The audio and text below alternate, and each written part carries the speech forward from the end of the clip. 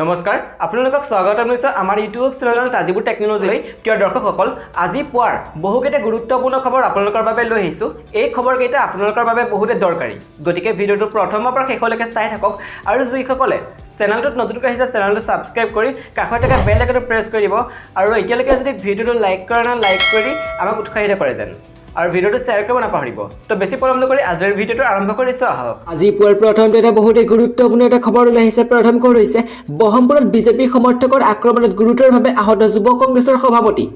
ভদ্ৰলোকৰ সমষ্টি হিচাপে পৰিচিত বহমপুৰত এবাৰ নিৰ্বাচনী হিংসাৰ ঘটনাত ৰাইজৰ মাজত তীব্ৰ প্ৰতিক্ৰিয়াৰ সৃষ্টি কৰিছে বুধবাৰে নিশা নগাঁও চহৰৰ পৰা ঘৰলৈ গৈ থকা অৱস্থাত বহমপুৰ যুৱ কংগ্ৰেছৰ সভাপতি গীতাৰ্থ গায়নক দুল শইকীয়া ভাস্কৰ শইকীয়া আৰু মহন্ত উপাধ্যায় তিনিগৰাকী বিজেপি নেতাৰ নেতৃত্বত 10জনীয়া দলে আগভাতি ধৰি বেয়াকৈ প্ৰহাৰ কৰে এই আক্ৰমণত ঘটনাৰ গীতাৰ্থ শইকীয়াৰ সৈতে থকা গৌতম হাজৰিকা নামৰ আন এগৰাকী কংগ্ৰেছ কৰ্মীও গুৰুতৰভাৱে আহত হয় জানিব পৰা মতে ধুমুহা আৰু বৰষুণৰ বাবে গীতাৰ্থ শইকীয়া বহমপুৰ হাতীয়নি ভূটাস্থিত বাসগৃহলৈ ঘূৰি যাওঁতে পলম হৈছিল নিশা পলমকৈ ঘৰলৈ উভতা গীতাৰ্থ আৰু গৌতমক বিজেপিৰ কৰ্মী কেইজন চাকৰি গাঁৱৰ ওচৰত আগুচি ধৰি লোহাৰ দলেৰে বেয়াকৈ আক্ৰমণ কৰে গীতাৰ্থৰ অভিযোগ অনুসৰি বিজেপি কৰ্মী দলটোৱে আনকি তেওঁ আৰু গৌতমক তাৰ পৰা ধৰি বাইপাছৰ ওচৰত পঠাইলৈ নি তাতো চৰম নিৰ্যাতন চলায় এই ঘটনাৰ পিছতে গীতাৰ্থ কংগ্ৰেছী কৰ্মীসকলে উদ্ধাৰ কৰি নগৰ এখন ব্যক্তিগত নাৰ্ছিং হোমত ভৰ্তি কৰে ইপিনে বহমপুৰত ইয়াৰ পূৰ্বে এনে গুণ্ডামীৰ নজিৰ নাই বুলি মন্তব্য কৰি কংগ্ৰেছৰ প্ৰাৰ্থী সুৰেশ বৰাই আক্ষেপৰে কয় 2011 আৰু 2016 প্ৰফুল্ল মহন্তৰ সৈতে দুবাৰ প্ৰতিদ্বন্দ্বিতা কৰিছিল যদিও এনে হিংসাত্মক ঘটনা কেতিয়াও সংঘটিত হোৱা নাছিল নিৰ্বাচন আয়োগে কাৰণ দৰ্শাৰ জাননী প্ৰেৰণ কৰিলে মন্ত্ৰী ডক্টৰ হিমন্ত বিশ্ব শৰ্মাক হাগ্ৰামাক লৈ কৰা এই মন্তব্যৰ পিছতে কংগ্ৰেছে দিছিল অভিযোগ নিৰ্বাচন আয়োগে হিমন্ত বিশ্ব শৰ্মালৈ প্ৰেৰণ কৰিছে জাননী শৰ্মাই প্ৰথম দৰ্শনত নিৰ্বাচনী আচৰণ বিধি উলংঘন কৰিছে বুলি উল্লেখ কৰিছে জাননীত এপ্ৰিলৰ 2 তাৰিখে 5 বজাৰ ভিতৰত শৰ্মাই নিৰ্বাচন আয়োগক দিব লাগিব উত্তৰ দিব নোৱাৰিলে নিৰ্বাচন আয়োগে উপযুক্ত সিদ্ধান্ত গ্ৰহণ কৰিব বুলি উল্লেখ জাননীত কংগ্ৰেছৰ অভিযোগ পত্ৰৰ ভিত্তিত নিৰ্বাচনী আয়োগৰ এই পদক্ষেপ কংগ্ৰেছৰ সহযোগী দল বিপিএফৰ মুৰব্বী হাগ্ৰামা মহিলাৰী শৰ্মাই এনআৰ যোগেদি জেললৈ প্ৰেৰণ কৰাৰ ভাবুকি দিয়াৰ অভিযোগ উত্থাপন কৰিছিল কংগ্ৰেছে হাইলাকান্দিত বিকল ইভিএম পৰিস্থিতি নিয়ন্ত্ৰণৰ বাবে আৰক্ষীৰ লাঠিচাৰ্জ আহত ভোটাৰ ৰাজ্যৰ বিভিন্ন ভোট কেন্দ্ৰত ইভিএম বিকল হৈ পৰা খবৰ মাজতে হাইলাকান্দিৰ পৰা আন এক খবৰ পোহৰলৈ আহিছে হাইলাকান্দিৰ জিলাৰ ইভিএম আধা ঘণ্টাত বিকল হৈ ধৰাত এক উত্তপ্ত পৰিস্থিতিৰ সৃষ্টি হয়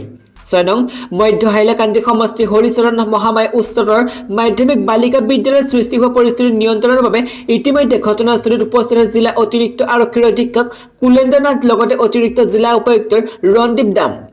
এই ঘটনাক লৈ এক উত্তপ্ত পৰিস্থিতিৰ সৃষ্টি হৈছিল হাইলাকান্দিৰ লক্ষীচৰৰ এটা ভোট কেন্দ্ৰত আৰু ঘটনা নিয়ন্ত্ৰণৰ বাবে আৰক্ষী তথা অৰ্ধসামৰিক বাহিনীৰ লাঠিচাৰ্জ কৰে আৰু তাৰ ফলত কেইবাজনো ভোটাৰ আহত হয় এই ঘটনা কেন্দ্ৰ কৰি বৰ্তমানেও পৰিস্থিতি উত্তপ্ত হৈ থকা পৰিলক্ষিত হয় নিৰ্বাচনী হিংসা পৰিস্থিতি নিয়ন্ত্ৰণৰ বাবে আৰক্ষীৰ গুলীচালনা আমিনুল হক লস্কৰক 3 দেহৰক্ষী আহত নিৰ্বাচনী হিংসা পৰিস্থিতি নিয়ন্ত্ৰণৰ বাবে আৰক্ষীৰ গুলীচালনা আমিনুল হক লস্কৰৰ 3 দেহৰক্ষী আহত ভোটদান শেষ হোৱাৰ সময়তে উত্তপ্ত হৈ পৰা পৰিস্থিতি কাছা জিলা সোণাই ধনেহৰিত এই নিৰ্বাচনী হিংসাৰ ঘটনা সংঘটিত হৈছে বিজেপিৰ প্ৰাৰ্থী আমিনুল হক লস্কৰক ওপৰত আক্ৰমণ সেই আক্ৰমণত লস্কৰ কোনো বিশেষ ক্ষতি হোৱা নাই যদি তেখেতৰ 3গৰাকী দেহৰক্ষী আহত হয় এই আক্ৰমণৰ ফলত পিছলৈ পৰিস্থিতি ইমানে বেয়া হৈ গ'ল যে গতি কৰে পৰিস্থিতি নিয়ন্ত্ৰণৰ বাবে ঘটনাস্থলীত আৰক্ষী আৰু চিআৰপিএফৰ বৃহৎ দল ৰাওনা হয় পৰিস্থিতি নিয়ন্ত্ৰণৰ বাবে আৰক্ষী গুলীচালনা কৰে শূন্যলৈ কিন্তু 3গৰাকী স্থানীয় যুৱকৰ আৰক্ষী গুলীবিদ্ধ হৈ আহত হয় আহতসকল শিলচৰ মেডিকেল কলেজ হাস্পতালত ভৰ্তি কৰা হৈছে ঘটনা সন্দৰ্ভত জানিব পৰা অনুসৰি বিজেপিৰ 2016 চনৰ বিধায়ক হিচাপে নিৰ্বাচিত হোৱা নেতাগৰাকীৰ ভোট কেন্দ্ৰটোত কাৰোবাৰ সৈতে কথাৰ কটাকটি হয় পিছলৈ পৰিস্থিতি বেয়া ফলে ঢাল খায় আৰু শেষত আৰক্ষীয়ে নিয়ন্ত্ৰণ কৰে সাংবাদিকক ভাবুকি মন্ত্ৰী পীযুষ হাজৰিকাৰ বিৰুদ্ধে কঠোৰ ব্যৱস্থা গ্ৰহণৰ দাবী গুৱাহাটী প্ৰেছ ক্লাবৰ ৰাজ্যৰ এগৰাকী প্ৰভাৱশালী মন্ত্ৰী পীযুষ হাজৰিকাই টেলিভিছনৰ এগৰাকী সাংবাদিক টেলিফোনত দিয়া ভাবুকিক তীব্ৰ প্ৰতিক্ৰিয়া ব্যক্ত কৰিছে গুৱাহাটী প্ৰেছ ক্লাবৰ সাধাৰণ সম্পাদক সঞ্জয় ৰায় আৰু সভাপতি মনোজ কুমাৰ নাথে প্ৰেৰণ কৰা এক বিবৃতিত কয় যে ক্ষমতাৰ ৰাগিত মতলীয়া হৈ মন্ত্ৰীগৰাকীয়ে সাংবাদিকক যি ধৰণে ভাবুকি দিছে সেয়া গৰিহণাৰ যোগ্য মন্ত্ৰীগৰাকীৰ বিৰুদ্ধে কঠোৰ ব্যৱস্থা গ্ৰহণৰ দাবী উত্থাপন কৰে তেওঁলোকে সাংবাদিকৰ সুৰক্ষা এতিয়া প্ৰত্যাহ্বানৰ বিষয় হৈ পৰিছে বুলি উল্লেখ কৰি তেওঁলোকে কয় যে ৰাজ্যৰ প্ৰতিনিধি এগৰাকী এনে আচৰণ সঁচাকৈ ভয়াৱহ আৰু ধিক্কাৰযোগ্য অডিঅ' টেপটোত পৰীক্ষা কৰি মন্ত্ৰীগৰাকীৰ বিৰুদ্ধে কঠোৰ ব্যৱস্থা গ্ৰহণৰ দাবী জনাই সম্পাদক ৰায় আৰু সভাপতি নাথে গুৱাহাটী প্ৰেছ ক্লাবৰ সম্পাদক আৰু সভাপতিদ্বয় ৰাজ্যৰ সকলো প্ৰান্তৰ সাংবাদিকৰ সুৰক্ষা নিশ্চিত কৰিবলৈ চৰকাৰক দাবী জনায় 1 এপ্ৰিলৰ পৰা কৰ্মচাৰীসকলে একেৰাহে 5 ঘণ্টা কৰিব লাগিব কাম আৰু বাঢ়িব পিএফ নতুন চৰকাৰী আঁচনি সবিশেষ জানক চাকৰিয়ালৰ বাবে 1 এপ্ৰিলৰ দিনটোত অতি গুৰুত্বপূৰ্ণ বিবেচিত হ'ব পাৰে কিয়নো কেন্দ্ৰীয় চৰকাৰে চাকৰিয়ালসকলৰ বাবে বিভিন্ন দিশত ডাঙৰ পৰিৱৰ্তন সাধন কৰিব পাৰে অহা 1 এপ্ৰিলৰ পৰা চাকৰিয়ালসকলৰ গ্ৰেজুৱেটি পিএফ আৰু কাম কৰাৰ সময়ৰ ক্ষেত্ৰত ডাঙৰ পৰিৱৰ্তন অনাৰ সম্ভাৱনা আছে আশা কৰা হৈছে যে কৰ্মচাৰীসকলৰ পিএফ বৃদ্ধি হ'ব কিন্তু হাতত লাভ কৰা দৰমহা পৰিমাণ হ্ৰাস পাব পাৰে ইয়াৰ উপৰিও কোম্পানীসমূহৰ বেলেন্স শ্বীটবোৰতো বিভিন্ন পৰিৱৰ্তন দেখা যাব পাৰে কিয় এনে পৰিৱৰ্তন সাধন কৰিব বিচাৰিছে বিগত বৰ্ষত সংসদত গৃহীত 3খনকৈ মঞ্জুৰী বিল বাবে এই পৰিৱৰ্তন সাধন হ'ব পাৰে এই বিলসমূহ চলিত বৰ্ষৰ 1 এপ্ৰিলৰ পৰা কাৰ্যকৰী হোৱাৰ সম্ভাৱনা আছে জানক কেনে ধৰণৰ আৰু কি পৰিৱৰ্তন হোৱাৰ সম্ভাৱনা আছে দৰমহালৈ আহিব পৰিৱৰ্তন চৰকাৰৰ পৰিকল্পনা অনুসৰি 1 এপ্ৰিলৰ পৰা মৌলিক বেতন চৰকাৰী চাকৰিত মৌলিক বেতন আৰু ডিএমও দৰমহা 50% বা অধিক হ'ব লাগিব চৰকাৰে দাবী কৰিছে যে এই পৰিৱৰ্তনে নিয়োগকৰ্তা আৰু কৰ্মী উভয় পক্ষকে উপকৃত কৰিব হ'ব পাৰে পিএফ বৃদ্ধি নতুন নিয়ম অনুসৰি আপোনাৰ পিএফ বৃদ্ধি কৰা হ'ব আনহাতে আপুনি হাতত লাভ কৰা দৰমহা হ্ৰাস কৰা হ'ব মৌলিক বেতন মুঠ দৰমহা 50% বা অধিক হ'ব লাগে এই পৰিৱৰ্তনৰ পিছতে বেছিভাগ লোকৰ বেতনৰ গাঁথনিগত পৰিৱৰ্তন হ'ব পাৰে মৌলিক বেতন বৃদ্ধিয়ে আপোনাৰ পিএফ বৃদ্ধি কৰিব কিয়নো ই আপোনাৰ মৌলিক দৰমহাৰ ওপৰত আধাৰিত 12 ঘণ্টা কাম কৰাৰ প্ৰস্তাৱ সৰ্বাধিক কামৰ সময় 12টালৈ বৃদ্ধি কৰাৰ প্ৰস্তাৱ ৰখা হৈছে ইয়াৰ উপৰি 15ৰ পৰা 30 মিনিট অতিৰিক্ত কাম অভাৰটাইমক অন্তৰ্ভুক্ত কৰাৰ ব্যৱস্থা কৰা হৈছে যদি 30 মিনিটতকৈ কম সময়ৰ বাবে অতিৰিক্ত কাম কৰে তেন্তে ইয়াক অভাৰটাইমত গণনা কৰা নহ'ব 5 ঘণ্টা কাম কৰাৰ পিছত আধা ঘণ্টাৰ বিৰতি 5 ঘণ্টাতকৈ অধিক নিৰন্তৰ কাম নিষিদ্ধ কৰা হ'ব চৰকাৰৰ মতে কৰ্মচাৰীসকলক 5 ঘণ্টা কাম কৰাৰ পিছত আধা ঘণ্টাৰ বাবে বিৰতি দিব লাগিব